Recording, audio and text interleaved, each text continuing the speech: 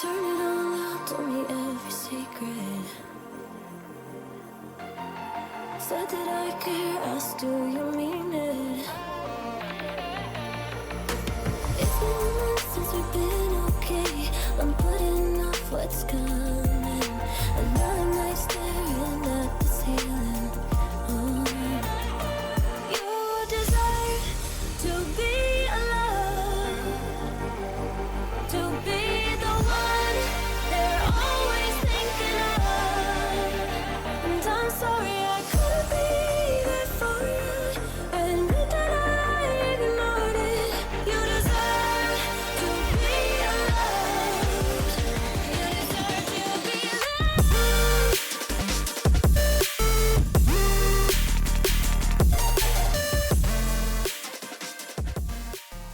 Hello guys, Termex here, and welcome back to another New World bow build video. Yes, because that's all I really do on this game. So you've most likely heard of it before. This is the Spartan pseudo bow and arrow build, where we are going to be using sword and shield alongside bow and arrow. I tried my damnedest with this update to not run bow spear or bow rapier because it's been the same thing for 2 years. There's nothing new to it. So I already made a void gauntlet bow build. It's in the description below if you want to check it out, or the top right if that's more your suit. But having a lot of fun with the sword and shield build because we're not using it in the stun lock fashion like everyone else. We're actually using it as a hyper aggressive DPS tool, but with a little bit of kiting involved. I want to get into that because people get very confused when I bring up sword and shield and kiting because they don't believe the two things go together. But I'm gonna show you. It's actually really fun. First of all, let's get into the armor, the important stuff. We are going to be running the featherweight. The featherweight is the artifact weightless chest piece. This thing is a godsend because I could actually wear a pair of heavy headwear on top of a shield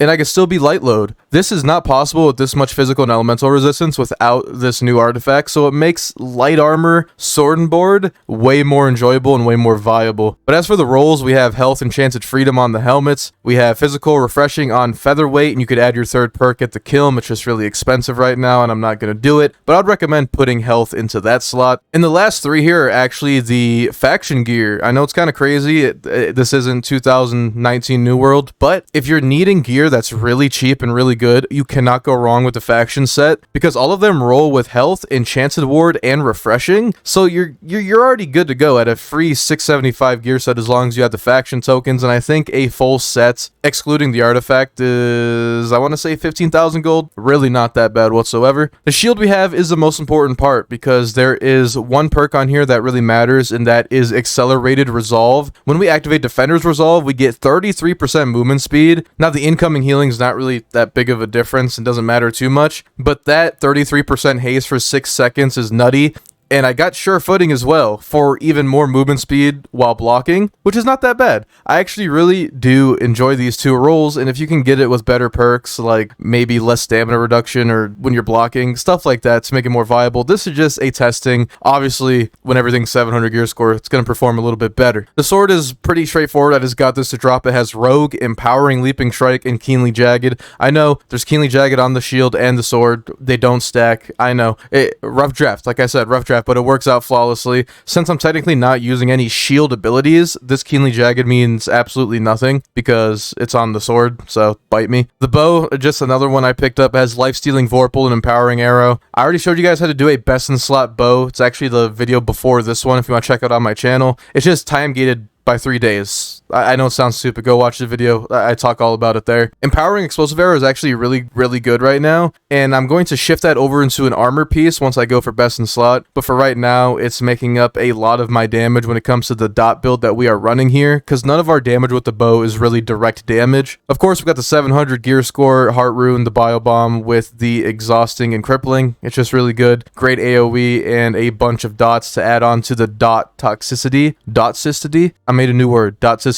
It's toxic dots. There you go. Of course, Auric Alchem arrows, because damage, why not? Now with the amulet, we have health and thrust proc. I see a lot of people running health and fire proc because fire staff takes no skill. I mean, fire staff is very powerful in this update. Up to you. I'd prefer to just run thrust because the most powerful things with fire staff are pretty predictable with their animations, but that's just me. Use your protection roll on your amulet dependent on your playstyle. If you want to do more up close with the sword and board, feel free to put slash protection on this piece and be more tanky with this build because you kind of can with the light armor, but if you're running bow and sword and board, you should be kiting. And then we have the word I'm not going to pronounce right now because I've been up for like 28 hours. You get more haste when you apply haste to yourself, and I'll show you why this is very good in tandem with accelerated resolve. Our ring is still the red hot slag with hardy and bleed. I want to backtrack on my last build on this. The third perk is not thrust. If you craft it, it could be whatever perk you want, but traditionally it rolls with a random perk, but it has a higher chance to roll with any of the damage perks like thrust damage, slash damage, nature damage, stuff like that. I do apologize for the misinformation. The update was less than 12 hours old. I just assumed because everyone else that got it got thrust on it that was what it rolled with. Then finally for the earring, we have nimble, refreshing toast, and healthy toast. Healthy toast for more healing from the mana pots, refreshing toast for potion cooldown, even though potions suck now, and stamina regen, which goes really good with our hardy on the ring so we could dodge more often. Now here's my resistances. I have 17% fire resistance, 24% thrust, 10% slash, and 5% across the board with all the elementals. For that split to work out, you are going to be running, it looks like 4 opals, 2 emeralds, 2 rubies, and 2 moonstones. Now I am running a 24 dex food, so take 24 off of dex and it'll be an even 350. So 350 dex, 110 con, 4 into focus. So when we run this food setup, we have the focus benefit. But if I'm doing like actual OPR and 3v3, I'm going to be running 40 con food, so that hits 150. And we're only wasting 4 points in the focus. It's not that big of a deal. But strength, I just pumped as much as I could to give a little bit more damage to our sword. Right now, going over 350 with dex on the bow is just simply not worth your time. The damage ratio is just terrible. Plus, I want our sword to actually do something. I don't want it to suck. And it's still on the lower end of damage, but once again, you're kiting a lot and you're only really getting in chip damage similar to the rapier with the evade setup. Now for the builds, the sword and board is quite simple. We are running whirling blade for the rend, leaping strike for the damage and distance, and of course defender's resolve. Here's a screenshot of the build for you guys. I don't want to bore you with the logistics of it. The only important things are going to be our mobility, because it's going to help us with kiting, I'll get into it, and our critical precision, because this will give us haste on a critical hit. As for the bow build, we're doing all dots, and I'm going to explain the bow build a little bit better so you guys understand what makes this so powerful. Now, first of all, I'll go into the sword and board kiting mechanics. Now, we already have a 33% movement speed from our sword and board tree, but we also have that bonus movement speed from the round shield itself, so we could block pretty decently and move around and kite, but that's not what we're mainly doing. The goal is to get a critical hit and get that 20% and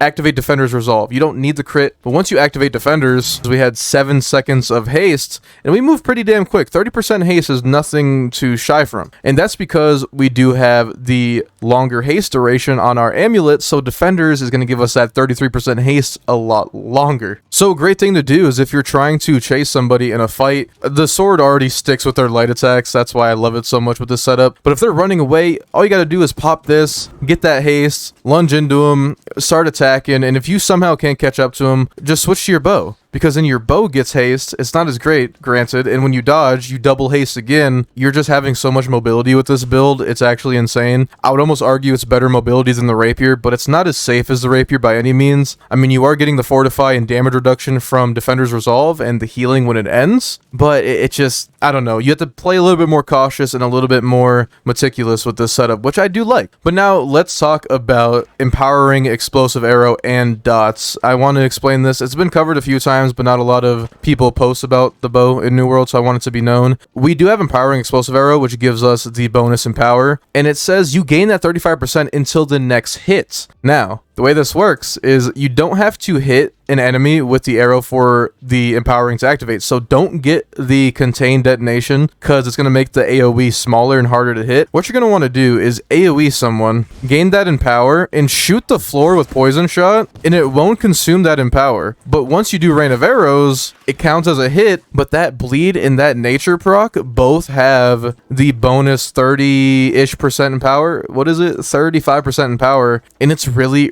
good. You could dodge and get even more in power if you wanted to. It also counts with Bile Bomb, so if you want to boom arrow, Bile Bomb, poison arrow, rain of arrows, all those attacks are going to have that empower benefit, which is really nice. I don't think AGS will fix it. If they do, really not that big of a deal because there's a lot of ways for us to get empower anyway in this update, but for the people that want to know about it, now you know. But that's the build, guys. This is the setup. I'm having a lot of freaking fun with it, and honestly, I might stick with this when it comes to the end game and maybe run the bleed sword for a little bit more damage. I don't know. I'll do a best in slot version of this build in the future if you want to stick around, subscribe to the channel. It'll just be in the title, best in slot, whatever I name this build. I really do appreciate your guys' support on the videos recently. Even people on the server have been noticing my videos and just giving me support, which I really do appreciate. You guys are awesome. And if you enjoyed this video, make sure to hit the like button down below, as it does spread out my content so more people in the New World community. And once again, don't forget to subscribe so you never miss out on another build video from me or any dexterity bow related content. But you guys have a terrific day, stay safe, and I'll see you guys